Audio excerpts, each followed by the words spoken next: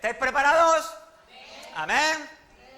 Fijaos, desde las alturas del Monte Hermón, en la cordillera del Antilíbano, a casi 3.000 metros de altitud por encima del nivel del mar, fluye el Jordán y recorre una distancia aproximada de unos 350 kilómetros para morir en el Mar Muerto, que está justamente 400 metros por debajo del nivel del mar.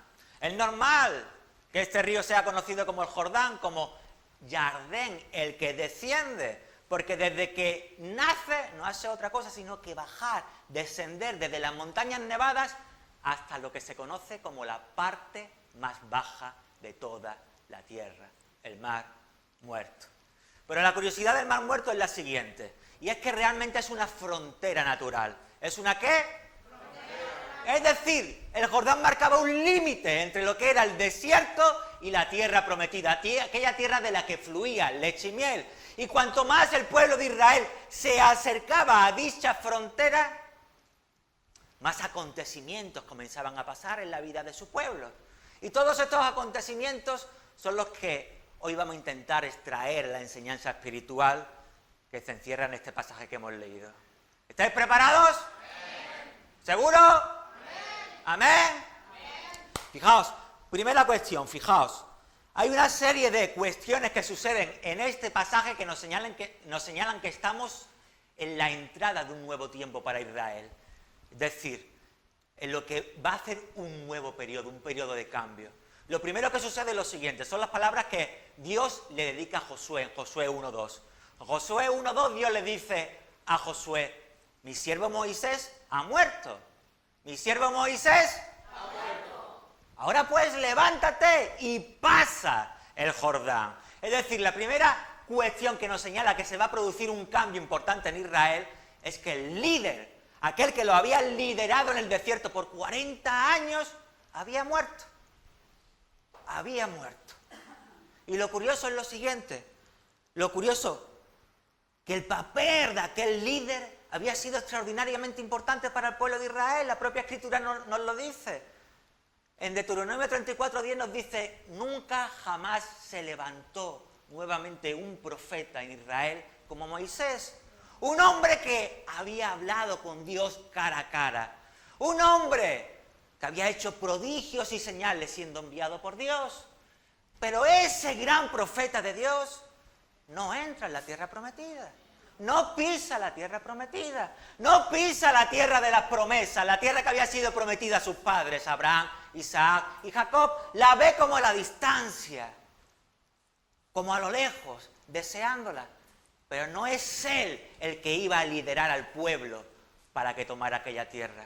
Dios había establecido un nuevo líder. Y ese nuevo líder era Josué.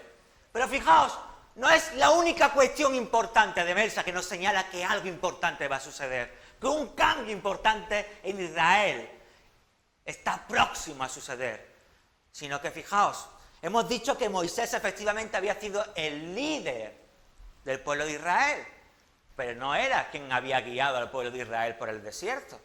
Quien había guiado esos 40 años al pueblo de Israel, cada día, cada mañana, había sido la poderosa mano de Dios. Y era la mano de Dios quien lo había sostenido durante todo aquel tiempo. Pero no solo eso. ¿Cómo se había alimentado el pueblo de Israel en el desierto? A través del maná, a través de la misericordia de Dios. ¿De qué agua había bebido Israel en el desierto? De la bondad de Dios, de la peña de Oreb, del agua que Dios hacía brotar para ellos. Pero no solo eso, sino que en la Biblia nos dice, las Escrituras nos dicen, que la ropa y el calzado de ellos milagrosamente durante esos 40 años no se había envejecido, Juan Antonio. Era la gracia, la misericordia de Dios que los había sostenido durante toda aquella época en el desierto. Pero ahora se aproxima un nuevo tiempo y surge un nuevo líder. Pero no solo eso, surge una nueva manera de alimentar a su pueblo. Ya no era con maná, ya no era con pan caído del cielo. Dios le había otorgado una tierra que produce. Ahora eran ellos que tenían que trabajar la tierra. Pero no solo eso, sino que fijaos, un nuevo líder una nueva tierra y una nueva manera de guiar al pueblo. Porque Dios había guiado a su pueblo con aquella columna de nube durante el día y con aquella columna de fuego durante la noche. Pero ahora establecía un nuevo modo. Ahora era el arca la que iba delante de su pueblo, marcando cada uno de los pasos que ellos tenían que dar. Era el arca del pacto quien ahora guiaba a su pueblo. Y fijaos, Dios se dirige a su pueblo y le dice: levantaos y pasad el Jordán. Y me gusta esta palabra pasar en hebreo. Pasar el Jordán. Porque esta palabra pasar el Jordán o cruzar en el hebreo es abar. Y abar significa que va a ocurrir una transición. Lo que denota abar es que algo va a mudar, algo va a cambiar, algo va a trascender. De un estado a otro, de una condición a otra, de un modo de existir o de ser a otro. Es decir, esta palabra se empleaba cuando algo iba a dejar de ser, cuando algo iba a morir para dar paso a algo nuevo. Y eso es lo que Dios le está mostrando al pueblo de Israel, que esa frontera del Jordán marcaba un nuevo tiempo para ellos. Un nuevo tiempo donde lo viejo quedaba atrás y donde lo nuevo tenía que surgir. Toda una generación había muerto en el desierto. Toda una generación durante aquellos 40 años había muerto en el desierto. Una nueva generación había surgido de ellos. Una nueva generación que sí está preparada para el cambio, que sí está preparada para transicionar, que sí está preparada para recibir lo nuevo de Dios, que sí está preparada para conquistar las promesas del Señor. Y eso es lo que representaba el Jordán. Un cambio, una transición, donde lo viejo dejaba de ser un líder, una forma de alimentarse, una forma de ser guiados para establecerse lo nuevo. Si lo viejo no es quitado de en medio, no hay lugar para lo nuevo. La semilla ha de morir, ¿no es cierto, Jocelyn? Si la semilla quiere que de ella surja la vida, surja lo nuevo, debe de morir, debe quedar enterrada en tierra, para que a lo nuevo se le pueda dar la oportunidad. Y eso era lo que Israel había experimentado en aquellos 40 años en el desierto. Y eso era lo que significaba el Jordán, una transición, un cambio, para poder recibir lo nuevo de Dios. Pregúntale al que está a tu lado, ¿tú quieres lo nuevo de Dios?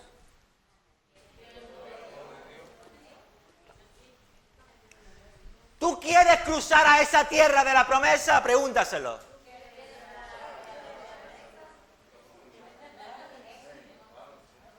Pues dile así. Dile, pues tienes que aceptar el cambio. Tienes que aceptar la transición de Dios. Eso significa que tienes que dejar lo viejo para poder recibir lo nuevo. Y esa es la realidad. Si tú quieres lo nuevo de Dios, tú no puedes cargar con lo viejo. Tú tienes que dejar el rencor. Tú tienes que dejar el odio. Tú tienes que dejar el resentimiento. Tú tienes que dejar todas esas cosas que estás intentando arrastrar contigo. Y perdona, querido y querida, pero todas esas cosas te están quitando la energía. Te están quitando el vigor. Estás intentando llevar contigo algo que es inútil. Un peso sobre tus espaldas que no te va a valer para nada. Para la nueva vida que Dios tiene para ti. Aquello que estás intentando arrastrar no te sirve. Es inútil. Déjalo. Porque voy más lejos. Todo lo viejo ya ha sido condenado por Dios. A que muera, ha sido condenado a muerte. El que está en Cristo, nueva criatura es una nueva creación. Las cosas viejas, he aquí, todas son hechas nuevas. Segunda de Corintios 5:17. Y hay demasiada gente, demasiados hermanos, demasiadas hermanas intentando arrastrar consigo a lo viejo. Y no entienden que es un peso inútil que lo único que está haciendo es retrasar tus pasos. Concéntrate en lo nuevo que Dios tiene para ti. Sigue el arca y aquello que estás intentando llevar contigo está retrasando tus pasos. Está haciendo que el arca te saque ventaja. Está haciendo que te pierdas lo que Dios tiene para ti. Y lo que Dios tiene para ti es bueno. Lo que Dios tiene para ti es agradable. Lo que Dios tiene para ti es perfecto. Romanos 12:2. Olvida lo que queda atrás. Ese es el secreto para alcanzar la nueva tierra, para cruzar el Jordán, para disfrutar de lo nuevo que Dios tiene para nosotros. Es lo que nos dijo el apóstol Pablo, Rosa, olvidando ciertamente lo que queda atrás y extendiéndome a lo que está delante. Olvidando ciertamente lo que queda atrás y extendiéndome a lo que está delante. Filipenses 3:13. ¿Tú quieres alcanzar lo nuevo de Dios? ¿Quieres alcanzar lo nuevo de Dios? Olvida. ¿Tú quieres pasar a esa nueva tierra de bendición y de prosperidad? Deja atrás lo viejo. Vuélvete al que está a tu lado y dile, criatura. Dile, criatura. ¿Con qué estás intentando cargar? Dile en el nombre de Jesús, suéltalo.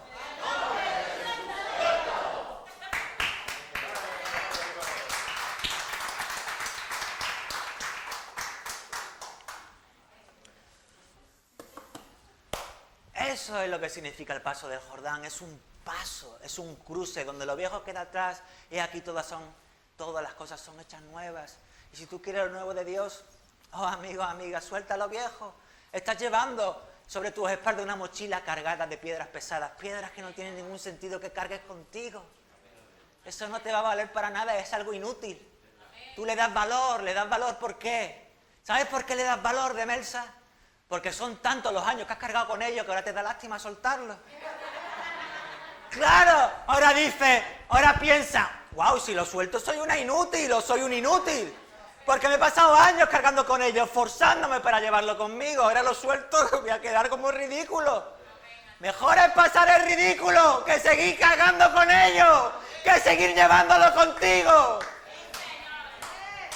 Eso es lo que hace que te fatigues, que te canses en tu vida cristiana, que no puedas seguir en pos de Dios a lo que Él tiene para ti. Suéltalo, no merece la pena, hermanos, no merece la pena. Ahora fijaos, ¿estáis preparados para el siguiente punto? Porque nuestro texto dice que el pueblo de Israel partió desde Sittim. ¿No es cierto? Partió desde Sittim. Y esta palabra también me gusta su significado en hebreo. Porque Sittim viene o deriva de la palabra chitá. Todos juntos, chitá. Y chitá no es el nombre de una mona. Chitá, la traducción de chitá, del hebreo chitá, es acacia. Entonces, Sittim es su plural. Sittim significa el valle de las acacias. Y me encanta que partieran del valle de las acacias. Pregúntame por qué. Porque la acacia era conocida como la planta maravillosa por aquel tiempo. Y era conocida como la planta maravillosa por los grandes beneficios que tenía, es decir, por sus propiedades curativas. ¿Dónde has estado tú los domingos pasados?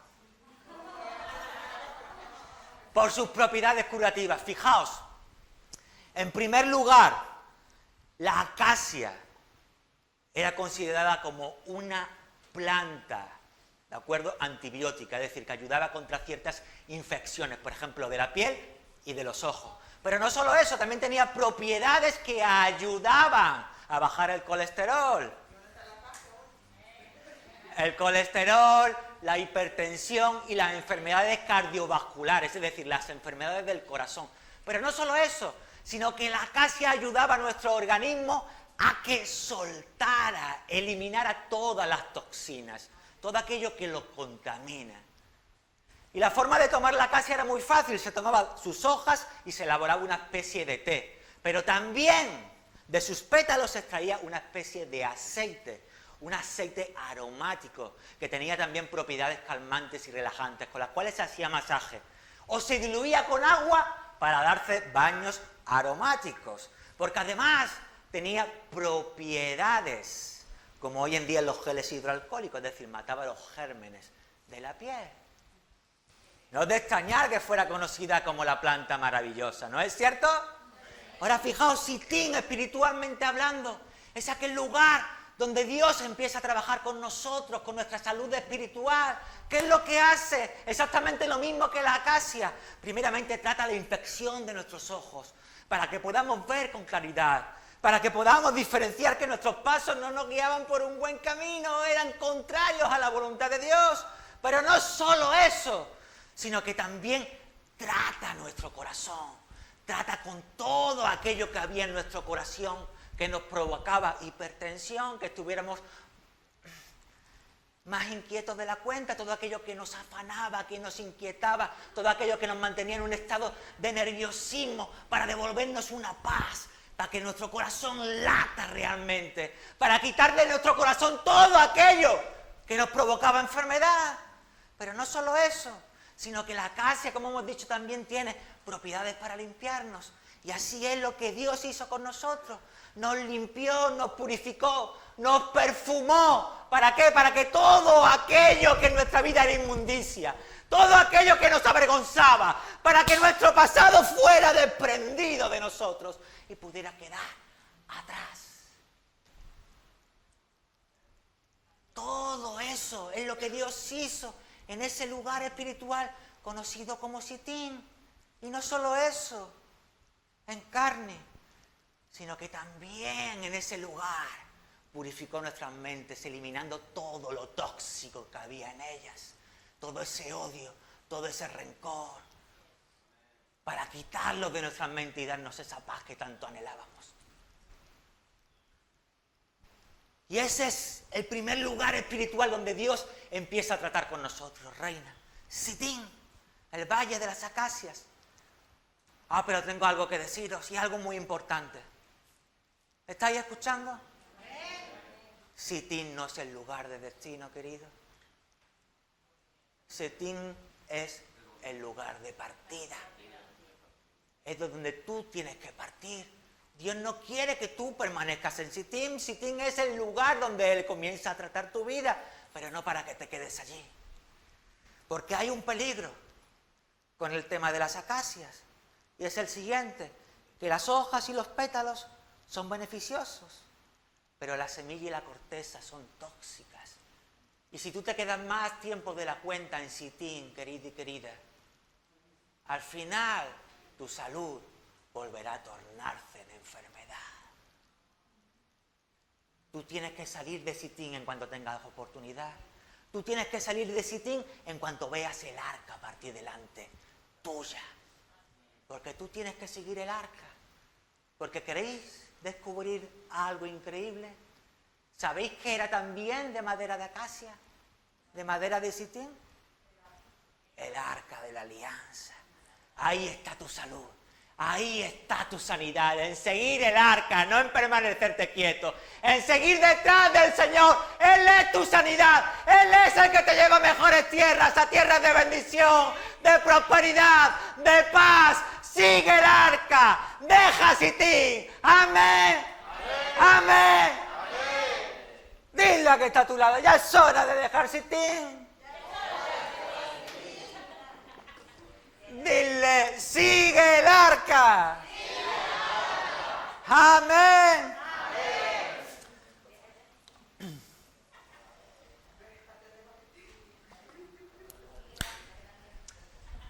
Os voy a decir ahora por qué es tan importante seguir el arca. ¿Estáis conmigo? No habéis ido, ¿no? ¿Por qué es tan importante seguir el arca? No perderla de vista, ir siempre detrás de ella. Pues lo siguiente, fijaos, nuestro texto dice que cuando los sacerdotes que portaban el arca pisaron la orilla del río, ¿qué sucedió? Que las aguas inmediatamente se detuvieron. ¿Pero dónde se detuvieron? En la ciudad de Adán. Se detuvieron en la ciudad de Adán. Y esto no puede ser casualidad que se nombre la ciudad de Adán. ¿Sabéis por qué? Porque es la única ocasión en todas las escrituras que se nombra la ciudad de Adán. Y es curioso que se nombre a una ciudad que tenía el mismo nombre que nuestros primeros padres, que Adán y Eva. Porque las escrituras en Génesis 5:2, ¿qué dice? Dice, varón y hembra los creó y los bendijo. Y puso el nombre de ellos Adán, el día en que fueron creados. Es decir, detiene las aguas justamente en la ciudad de Adán, el nombre del primer hombre y de la primera mujer. Y la ciudad de Adán, precisamente, según la Biblia, es aquel lugar donde el pecado entró en el mundo por un hombre. Y por el pecado de la muerte. Así la muerte pasó a todos los hombres por cuanto todos pecaron. Romanos 5:12. Entonces, fijaos, Dios para justamente las aguas en la ciudad de Adán. Y me gusta la simbología, ¿sabéis por qué? Os lo voy a explicar. Necesito que estéis muy atentos a lo siguiente, ¿de acuerdo? Para que no caigáis en herejía ni cosas extrañas. El río Jordán es un paralelismo a la vida humana, porque nosotros también nacemos en las alturas del Monte Hermón, en las alturas nevadas, porque el alma humana, Juan Antonio, según las Escrituras, no tiene una creación. Es decir, Dios no crea el alma humana a partir de nada de lo creado. ¿Qué es lo que hace Dios? Dios sopla su espíritu en este vaso de barro que son nuestros cuerpos. Entonces, el origen del alma humana no es un acto de creación, es un acto de transmisión. Dios transmite el alma directamente en el primer hombre y la primera mujer. Y eso es lo que nos dice la Escritura, por ejemplo, en Zacarías 12:1. Nos dice que es Dios quien forma el espíritu del hombre dentro de él. Y nos dice que es Dios quien extiende la tierra y quien da espíritu a todos los que se mueven y andan en ella. Isaías 42:5. Pero fijaos, brotamos entonces, surgimos al igual que el Jordán desde las alturas, pero fluimos y descendemos hasta una ciudad conocida como la ciudad de Adán. Y en esa ciudad de Adán nuestra alma es contaminada, y es contaminada por el pecado. Y Dios nos advierte en la palabra que todas las almas son mías. Así, el alma del Padre como el alma del Hijo es mía. El alma que pecare, esa morirá. Ezequiel 18:4. Entonces, surgimos de Dios, nos contaminamos en la ciudad de Adán y trágicamente ya descendemos en picado hasta lo más profundo de la tierra, hasta el mar muerto. Un lugar donde la salinidad es tan alta que ninguna vida puede tener lugar. Ahora, hay algo fantástico, y es que las Escrituras nos dicen, como en nuestro pasaje, que Dios establece un dique en la ciudad de Adán. Es decir, detiene las aguas para que no sigan corriendo, para que no nos sigan arrastrando hasta la muerte. Y ese vado que Dios establece es Cristo Jesús, para que podamos pisar en seco. Pues no envió Dios a su Hijo al mundo para condenar al mundo, sino para que el mundo sea salvo por medio de él. Juan 3:17. Entonces las aguas están detenidas por Dios en la ciudad de Adán, espiritualmente hablando, para que no sigamos siendo arrastrados hasta la muerte, para que tengamos la posibilidad de pasar al otro lado del Jordán, para que podamos pasar a esa vida buena, agradable y perfecta. Pero hay un peligro, querido y querida, y es la siguiente: las aguas están detenidas, ¿no eso es cierto? Pero están detenidas porque el arca se ha parado en mitad del lecho del río. Ahora te pregunto yo, ¿qué ocurrirá en cuanto el arca que está parada en mitad del lecho del río continúe su marcha y abandone el lecho del río? Que las aguas continúan. Ahí está la importancia de seguir el arca, de no perderla de vista. Porque si el arca continúa y sale del lecho, las aguas regresan. Y las aguas regresan con fuerza. Y las aguas te van a arrastrar. Y las aguas te van a arrastrar a un lugar de maldición, al mar muerto. Así que no pierdas el arca de vista, sigue el arca con cada uno de tus pasos. Y fijaos, esto es una de las cosas que más me llama la atención en nuestro pasaje, que está relacionado con no perder nunca el arca de vista. ¿Quieres saberla, Jocelyn? ¿Sí? Porque tú me lo dices, lo voy a revelar. Y es lo siguiente, Dios había mandado a su pueblo que el arca permaneciera a una distancia de 2000 codos, ¿no es cierto? ¿De cuánto? 2000 codos. Un codo es medio metro, es decir, el pueblo tenía que permanecer todo a una distancia de 1 kilómetro, nadie se podía acercar más. La pregunta es, ¿por qué? Muy fácil, porque si Dios permitía que parte de su pueblo se acercara más distancia, los que quedaban atrás perdían de vista el arca, era tapada. Y Dios no quería en ningún momento que su pueblo perdiera de vista el arca. ¿Sabéis por qué? Nos lo dice nuestra Escritura. Porque vosotros no conocéis el camino. Vosotros no conocéis el camino. ¿Cómo vas a ir tú delante si tú no conoces el camino? Por eso dice que el arca vaya adelante, porque es un camino que vosotros antes no habéis recorrido. Josué 3:3. Y eso significa que el arca tiene que ir por delante. Y eso significa que tú nunca puedes perder el arca de delante. Y eso significa, querido y querida, que si alguien, sea hombre o sea mujer, se pone delante tuya, entre ti y el arca, apártalo lo más rápido que puedas. Porque te puedo asegurar una cosa, que el único que conoce el camino es el arca, es Dios, no hombre alguno. Hombre alguno no conoce el camino. No se os ocurra seguir a hombre y a mujer. Seguir el arca, seguir la presencia de Dios en todo momento, porque es el único que conoce el camino, es el único que os llevará a la tierra prometida, es el único que os llevará a esa tierra de la que fluye leche y miel, no hombre ni mujer alguno, porque la Biblia ya nos advierte acerca de esos hombres y de esas mujeres que se atreven a ponerse entre Dios y sus hermanos.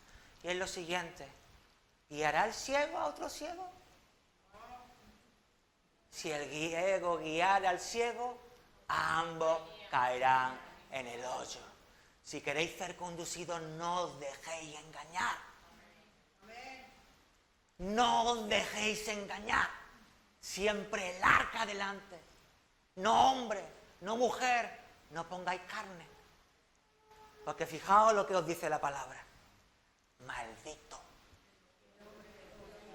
todo varón que confía en el hombre y que pone carne por su brazo.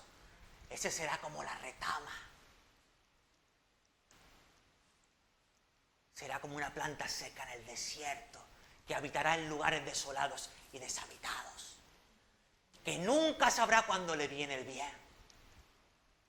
Pero bienaventurado el que confía en el Señor, porque ese será como planta plantada junto a las aguas, la corriente de las aguas.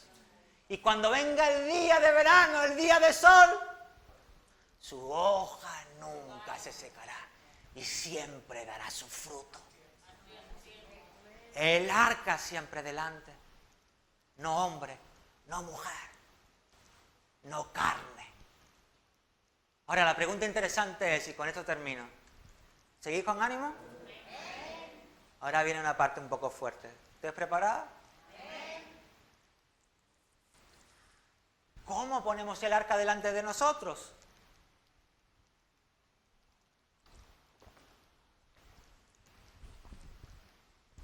¿Es una buena pregunta? No solo una buena pregunta. No solo una buena pregunta, querido, querida. Es la pregunta vital para tu vida. Porque si no, siempre vas a estar a riesgo de que venga un listo y una lista y te lleven y te extravíen por caminos.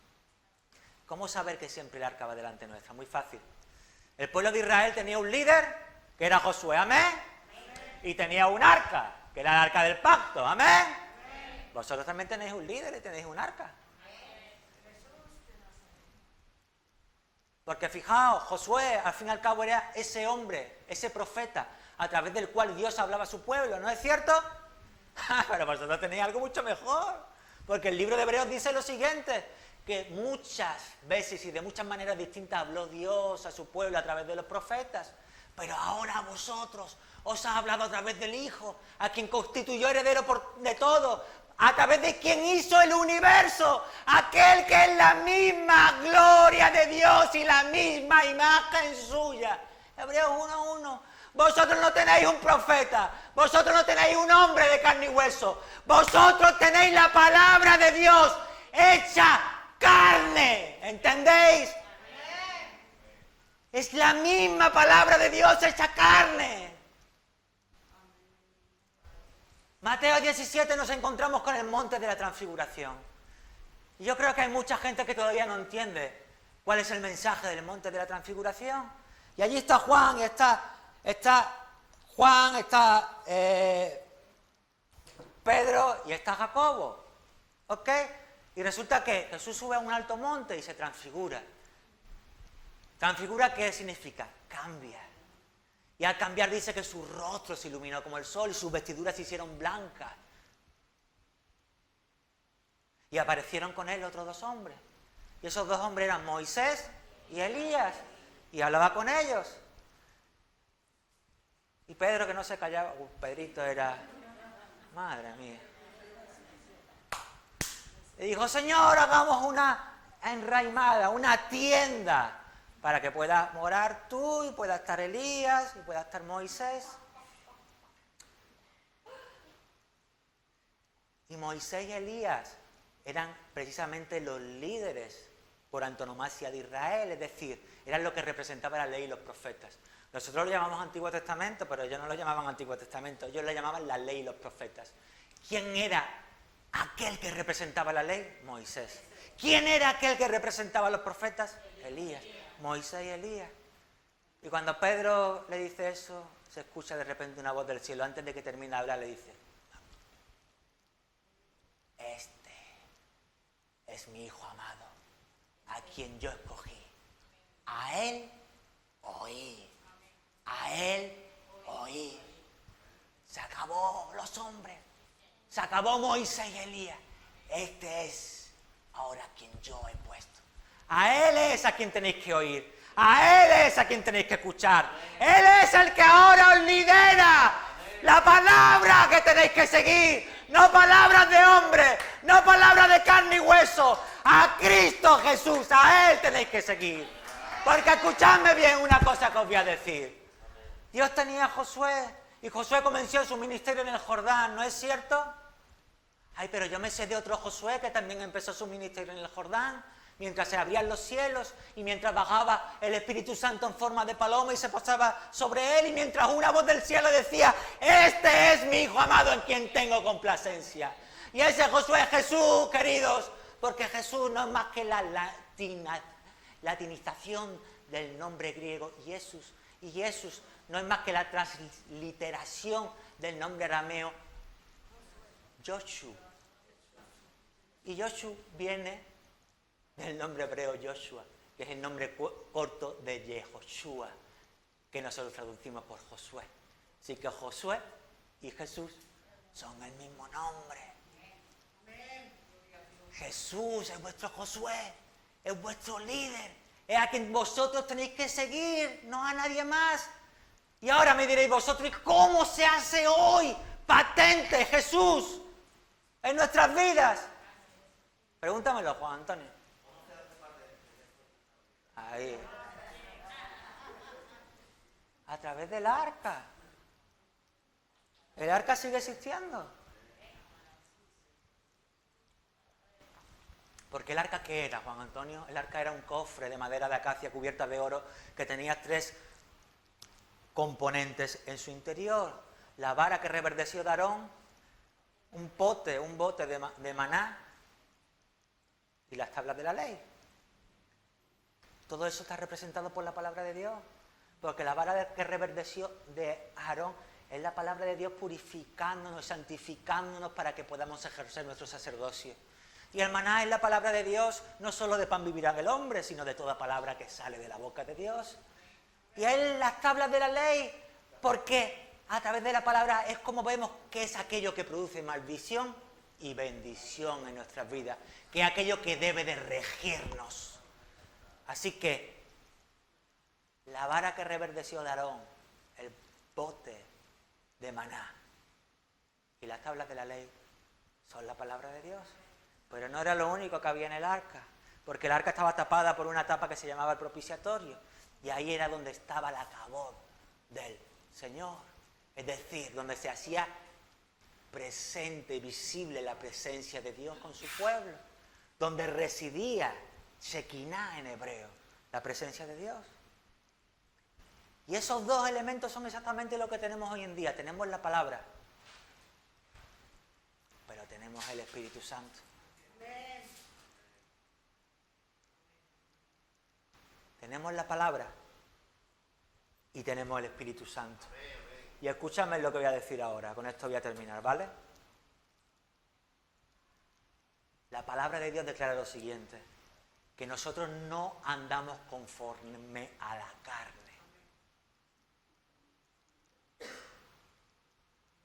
Sino conforme al Espíritu de Dios. ¿El Espíritu de quién? De Dios. Si es que el Espíritu de Dios habita en vosotros.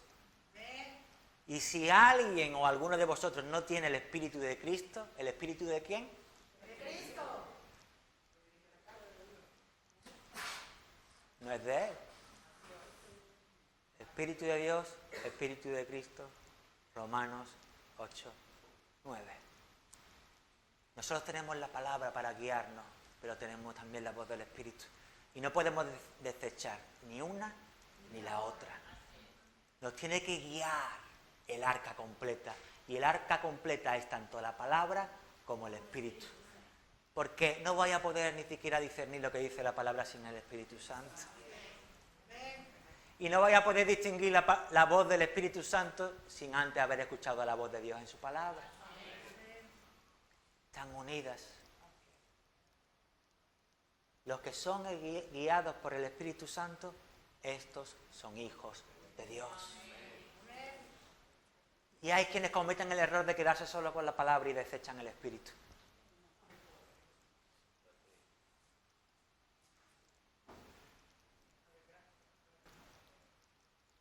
Y eso es lo peor que pueden hacer.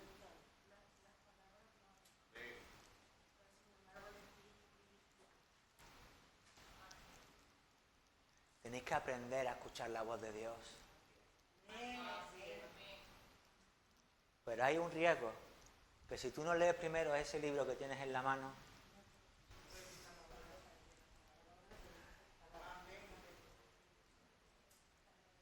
la semana que viene vamos a ver cómo se compagina la voz de la palabra con la voz del Espíritu Santo en nuestras vidas.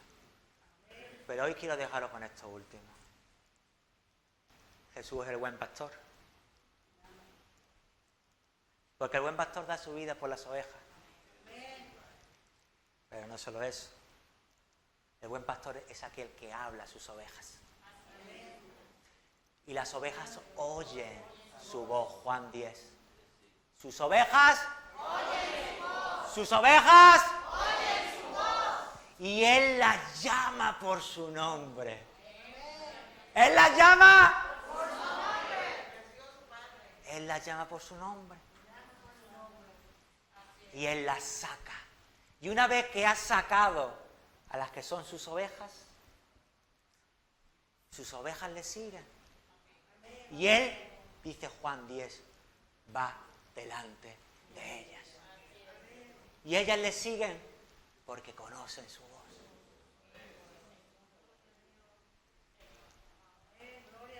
No sigáis a hombres, no sigáis tradiciones, no sigáis iglesias, no sigáis doctrinas. Solo la palabra y el Espíritu. Nada que no venga en la palabra de Dios lo aceptéis.